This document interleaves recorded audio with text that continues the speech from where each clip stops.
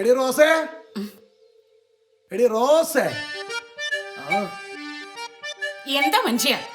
ഇന്നൊരു സംഭവം ഉണ്ടായി. അതാ ഞാൻ വന്നപാടെ പ്രാർത്ഥിക്കാൻ പോയത്. നമ്മടെ വിനോദിന്റെ ഒരു കാര്യം ഏൽപ്പിച്ചിട്ടുണ്ട്. ഓസ്ട്രേലിയ കിടക്കുന്ന കുരുവിളച്ചേട്ടന്റെ സ്ഥലം അതാ അവന്റെ എന്ന് പറഞ്ഞിട്ടേ ഒരാൾക്ക് വിറ്റു. സെന്റിന് 3 ലക്ഷം ഉറുപ്പിക്ക്. എന്താ അവന്റെ ഒരു ധൈര്യം. അത് ഞാനൊരു 2-2.25 ലക്ഷത്തിനോ മേടിച്ചു കൊടുത്താ എനിക്ക് നല്ലൊരു കമ്മീഷൻ കിട്ടും. പിന്നെ ഒരു സന്തോഷ വാർത്ത, ഈ വീടും പറമ്പും അവൻ വേറെ ആളെ കൊണ്ട് കച്ചവടം ചെയ്യിക്കാന്ന് പറഞ്ഞിട്ടുണ്ട്. എന്താ എനിക്ക് ഇങ്ങനെ ഒരു ബുദ്ധി തോന്നാഞ്ഞേ? അങ്ങനെയാണ് നിങ്ങള്. അല്ലാതെ ചേട്ടനെ പോലെ 24 മണിക്കൂർ ടെൻഷൻ ടെൻഷൻ എന്ന് പറഞ്ഞ് നടക്കല്ലേ വേണ്ടത്.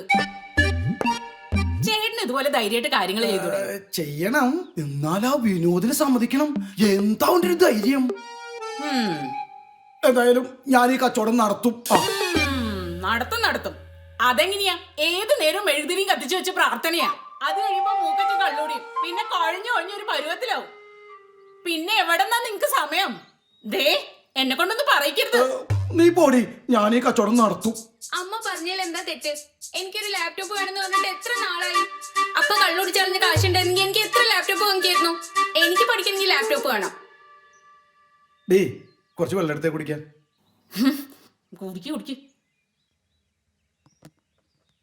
മോളെ, വിനോദ് പറഞ്ഞ കച്ചവടം നടന്ന മോൾക്ക് പപ്പ ലാപ്ടോപ്പ് മേടിച്ച് തരും. അത് 1 അല്ല 2 എണ്ണം.